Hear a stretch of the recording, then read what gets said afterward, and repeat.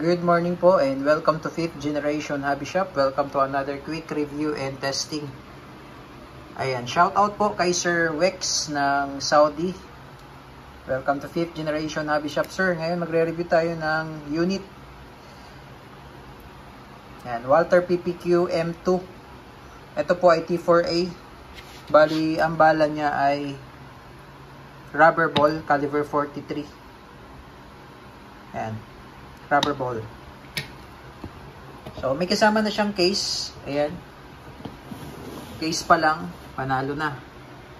Ayan, Walther. Okay, again, ang model nito ay Walther PPQ M2. Ayan, ito siya.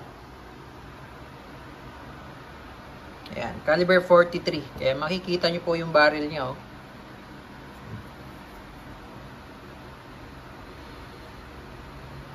Yan, with full markings po yan. PPQ.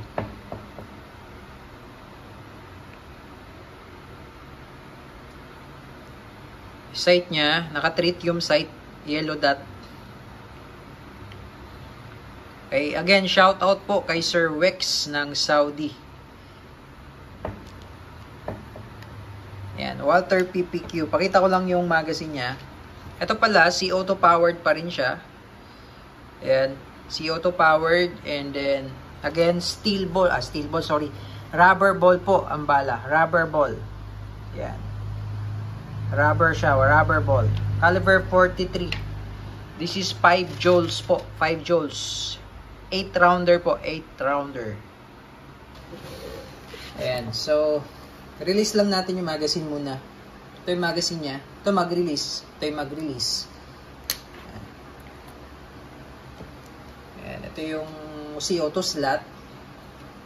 Ayan. Yung lagayan ng rubber ball. Ito yung barrel niya, oh. Ang laki, diba? Caliber 43. Ayan. Ayan siya. Pwede siya pang home defense.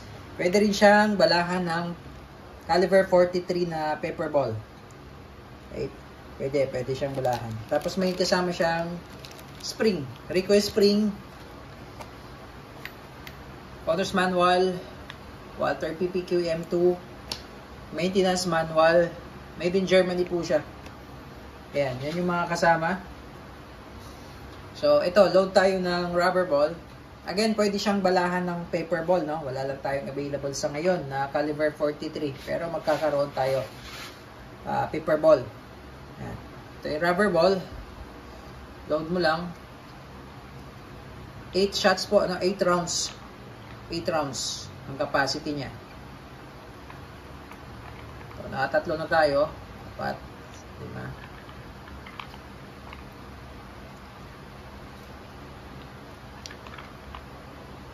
8. Ayan. No, so, sa mga walang idea sa caliber 43, i-compare natin sa bala ng airsoft, no? At saka yung steel ball. Para lang magkaroon po tayo ng idea kung gaano po kalaki ang caliber 43. Okay?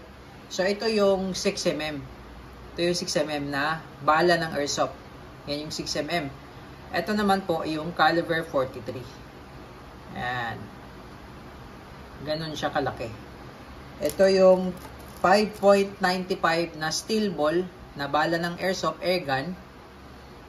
Ganon siya kalaki. Ayan.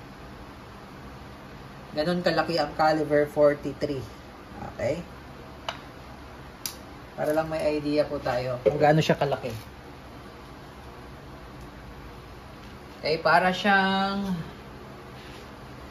kasing laki siya ng Holland. Ito Holland, no? Pero hindi to po pwede sa unit natin, no? Medyo malaki to, yung diameter nito. Yan, po pwede siyang Holland. Basta caliber 43, wala lang tayong caliber 43 na Holland. Ayan, Holland yan. Halos magkasing laki lang yan, pero hindi to po pwede.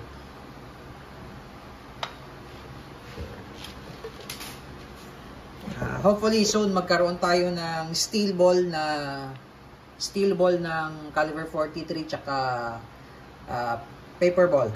Okay? So, load tayo ng CO2. Ganun lang kasimple. Pasok mo lang siya dyan. Tapos ito, yan o, may markings pa. Walther PPQ T4A. Ang meaning po ng T4A ay Training for Engagement. Ayan. Slide mo lang siya. Pasok, papasok. Then, ipitan natin. Okay? Yan, tamang higpit lang. Okay. So again, may kasama siyang 100 shots na rubber ball. Out of the box, may kasama siyang 100 shots na rubber ball. At saka yung spring.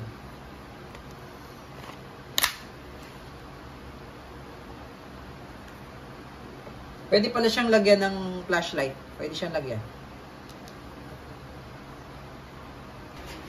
Okay, testing Walther PPQ M2.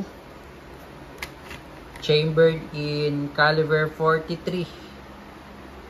Rubber ball. Okay, testing.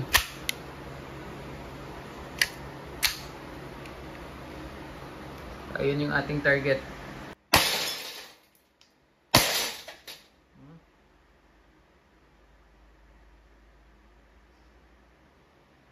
Malakas yung tunog, malakas yung recoil.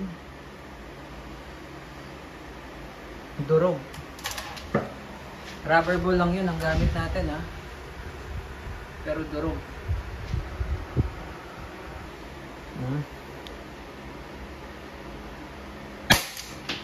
Malakas, oh.